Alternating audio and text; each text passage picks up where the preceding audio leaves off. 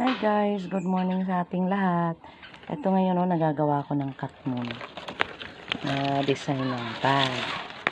Ito ang on hand ko ngayon. Ito ang ganyan ang cut moon ginagawa. Tapos ito ngayon ang finished product natin. Nakagawa ko. O diba?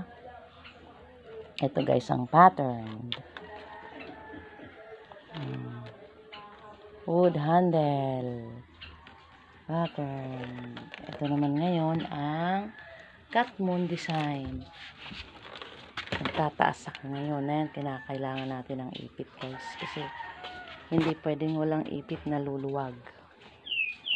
Ayan. Gagawa ako ngayon. Ito naman. Ayan. Kahapon ko lang dinanapan nangyari. Itong natapos ko. Ang ganda guys, no? Kaya lang maganda din ang presyo niyan.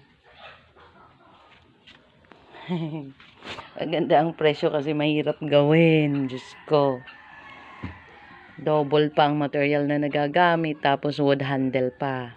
Kaya medyo mataas-taas ang presyo. Pero okay lang. Sulit naman diba? Sulit na sulit.